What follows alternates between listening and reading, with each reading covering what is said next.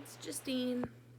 So I just wanted to come on and explain my new journey with all of you and explain how I'm developing my new mediumship skills and how I actually managed to get rid of this one evil spirit who has been tormenting me for the last several months.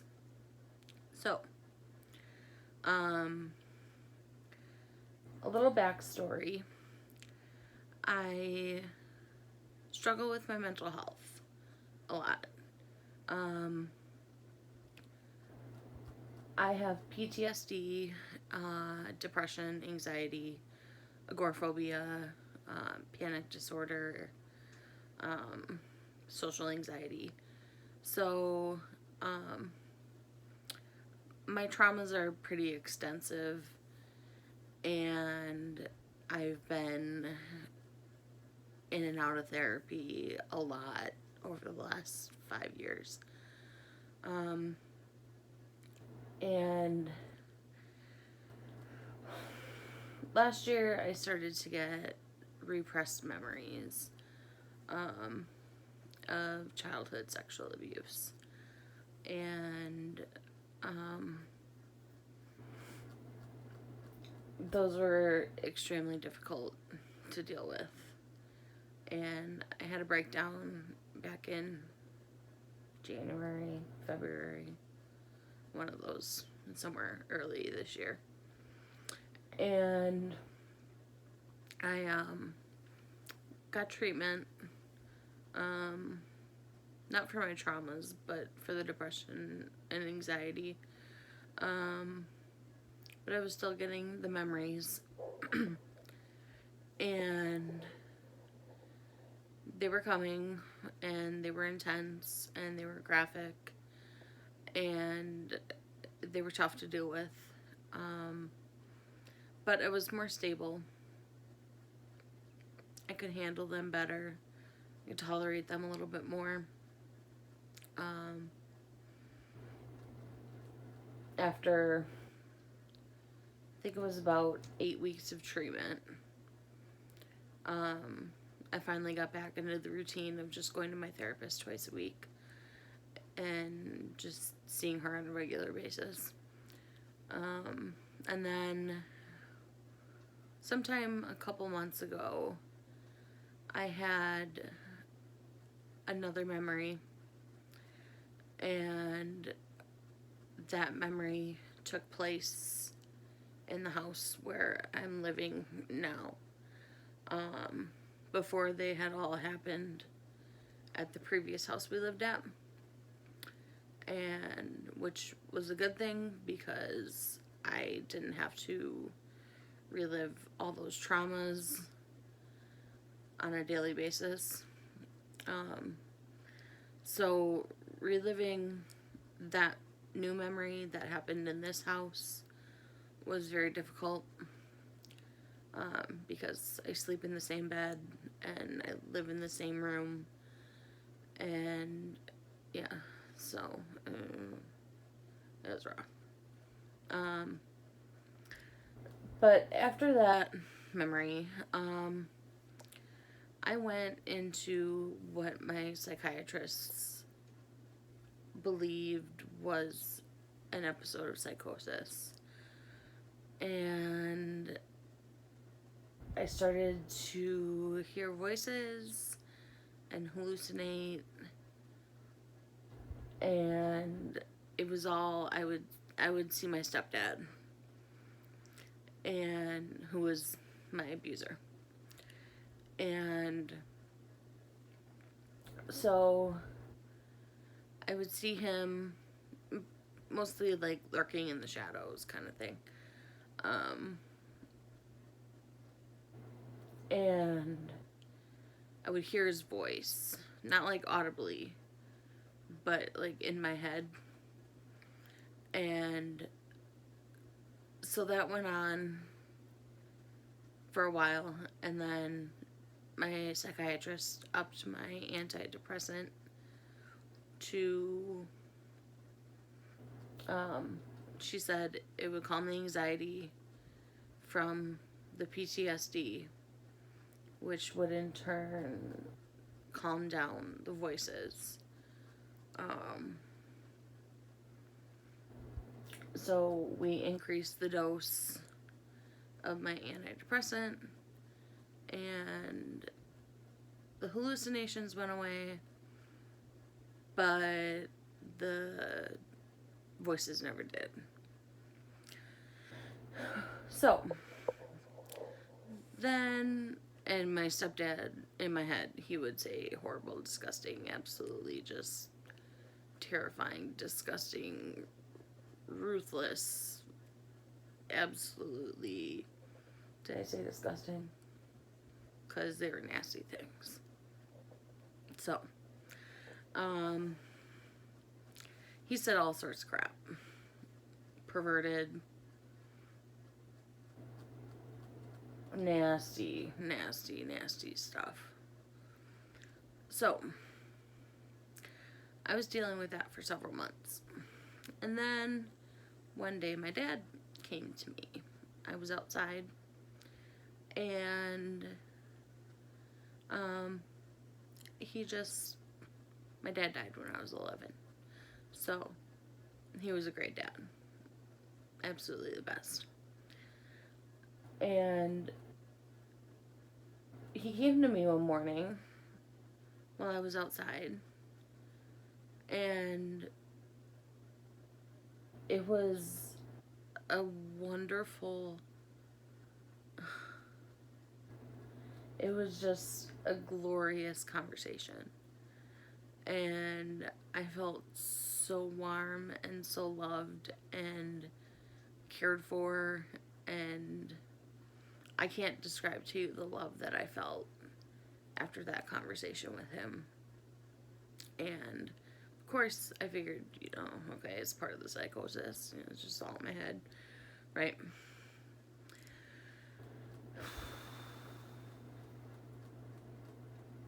Well, so those two were in my head. There wasn't really any other voices. It was just them two. I could definitely make out when my dad was talking to me. Because I could, like I said, these weren't audible voices. I wasn't physically hearing them. They're in my mind. Like, like when you get a song stuck in your head, those are the kind of voices that I hear. So,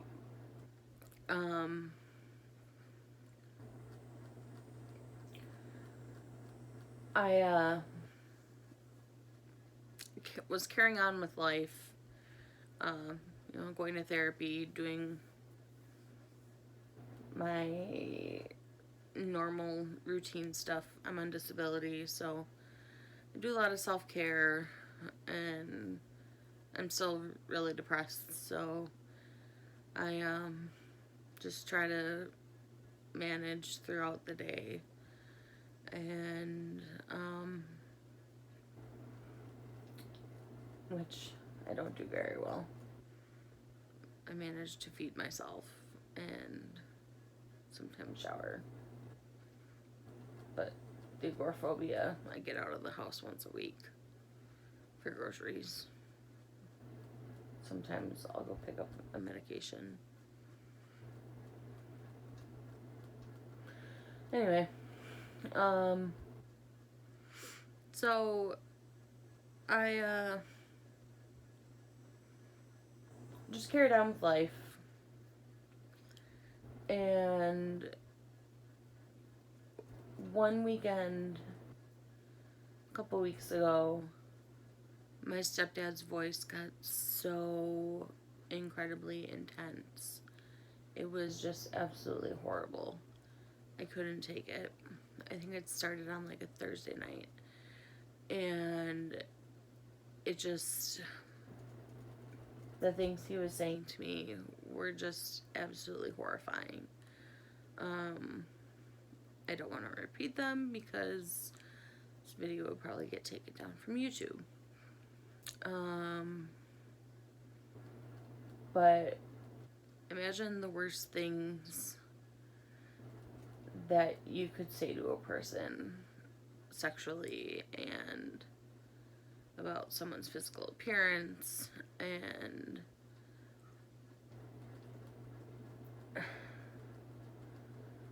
anything. Um, Imagine. And he was saying it. And Thursday it started, Friday it got bad, Saturday was the absolute worst. He was in my head, he was saying all this stuff over and over and over, and it wouldn't stop. And I was texting the crisis line, and I texted my therapist, and I called the, what's it called, after hours line for the, my psychiatrist to leave her a note for first thing Monday morning. And so I did all that, and Sunday they got a little bit better. Monday when my psychiatrist called, they had gotten a little bit better by then too. Then Tuesday I did a phone call with my psychiatrist, and we had just kind of talked about them and figured out that there's no medication for it, and that it's caused by my traumas, and that the traumas are manifesting themselves as voices. Did I mention my stepdad's dead? So, if that makes a difference, it will make a difference. So, we got to that, and then last week, I don't know, 2 weeks ago, I have a cousin, had a cousin, she was 16, and she passed away unexpectedly. And her voice came to me, and she wanted me to tell her mom something. And I'm like, what? I'm not a psychic, I'm not a medium. Why am I getting a voice like this? So I kind of took mental note of what she said, and then I kind of approached her mom, and I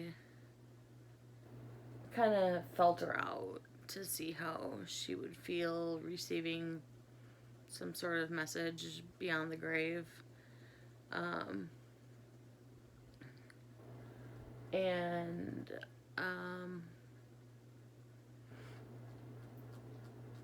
she was really receptive to it, and she had told me that she had spoken with her daughter as well through various means of spirit communication. And so I told her what her daughter said to me, and you know, she took it well. And then there was this one thing that her daughter was showing me. She was showing me a jewelry box, and in the jewelry box she was showing me a drawer, and she didn't show me what was in the drawer.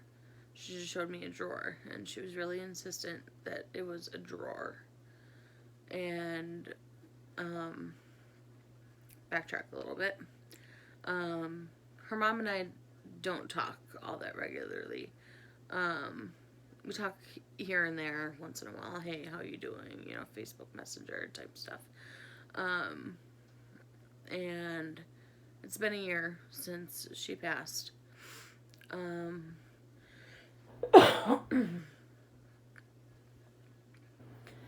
so,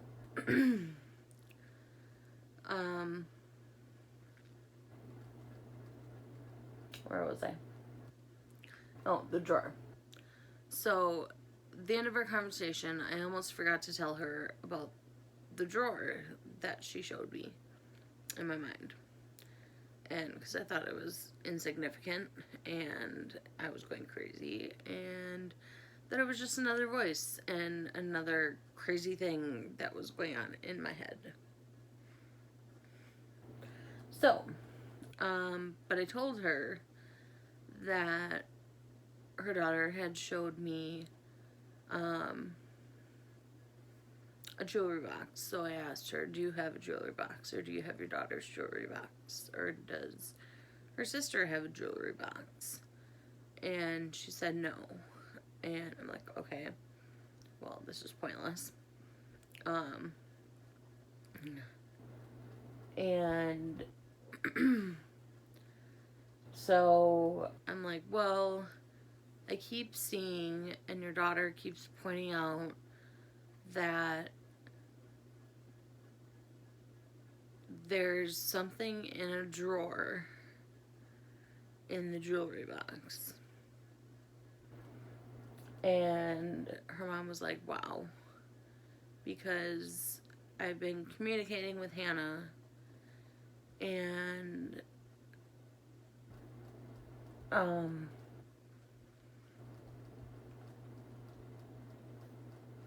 she has said to look in a drawer for this piece of jewelry that has been missing. And I'm like, did I really get that right? And I had no idea a piece of jewelry was missing. Like I said, I don't speak to her all that regularly. We have a Facebook page for her daughter, but no one really posted it. I started it right after she died. But other than that, it's mainly just for close friends and family.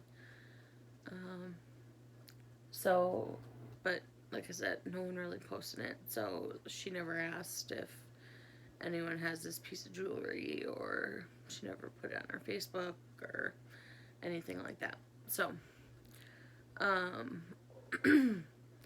had no idea that she was looking for a piece of jewelry. And of course, that her daughter said that it's in her drawer. And so that was kind of like validation for me that I was on the right path, and that maybe these voices are real. And so I kind of ran with it, and I'm like, okay, if these voices are real, and I'm really talking to my dad and hearing from my stepdad, there's got to be a way to get rid of my stepdad. So I went on a couple Facebook groups for, new mediums, developing your mediumship. And I got some responses about how to get rid of a spirit who might be haunting you, for lack of a better word. So what I did, and I also watched a bunch of YouTube videos trying to figure out what to do. And there aren't that many, actually. So it was kind of hard to figure out who to follow and what to watch. And I gotta thank Nicole from Guiding Echoes, because she gave me part of this idea. And so what I did was close your eyes, and you visualize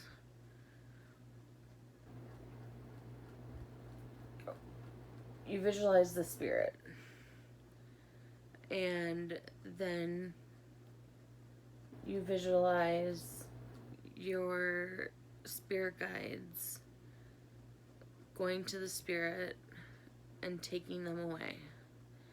And mine happened really quickly. So my spirit guides flew in, pulled him out like that. And in the meantime, well, after I got rid of him, I knew that was only going to be temporary because I knew he would come back. So what I did was I used a YouTube video from the Wise. No. I'll link it below. I'll find it. But it's a protection meditation. And what you do is you visualize yourself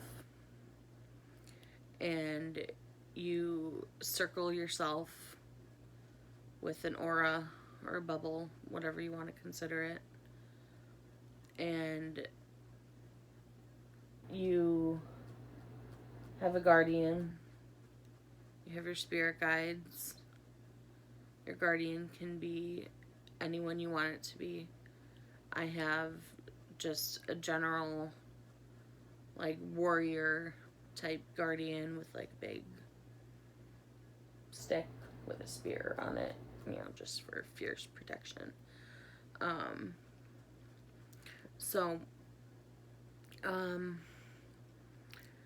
I put that all around me, and I haven't heard his voice in several days. And the things I do hear that are disgusting, I think it's my own mind because it's only happened a few times. But I think it's just kind of like residual type stuff. But the key, I think, is to get rid of the evil spirit that's in your mind first, using your spirit guides to pluck them out, and then use the protection meditation, and then you're protected. And you say some things in there like, may I be protected, I have peace, I'm protected, I am safe, those types of things. So he's been gone, and I haven't been harassed. I have finally have peace of mind, and I'm actually able to connect with spirit. I'm being validated. In these groups, I'm reading pictures of loved ones who have passed away. I'm right on many things. So their spirits are coming to me and giving me pieces of information to pass on to their loved ones. I have more of my loved ones coming to me. And it's just an amazing gift so far. And I'm a Christian, and it's kind of a slippery slope, religion-wise, because typically Christians don't believe in mediums. So I'm kind of torn a little bit. I actually have a conversation with my pastor scheduled for later today. So I also watched a video from Guiding Echoes and Nicole about what the Bible says about mediums and her interpretation of it, and it's actually really good. I'll try to link it below as well. But Actually, I'll link it in the next video, because the next video I'm going to do some research, do my own research, and present you with what I find. So, I'm kind of conflicted at the moment, as far as being a Christian and being a medium at the same time.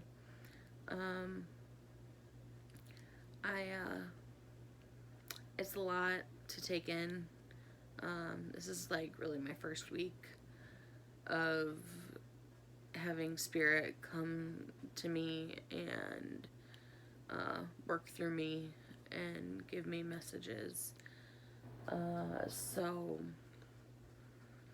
it's exciting though, and I think it's really going to bring me some healing with my traumas and just finding this spiritual world. And I mean, I have that with my relationship with God, but I think it's going to bring a whole new dimension to what I'm doing with my life. And I think it's going to be a really good thing. So, with that being said, I'm going to sign off, and hope you all have a great day, and I will be back in the next probably a week and update you on what I find about the actual context of what it's like, what it means to actually be a Christian and a medium. And because the Bible verses are taken out of context, so what does it really mean when you put the verses in the context of the chapters of the Bible? So I'm going to do some research, and I will get back to you. Have a good week.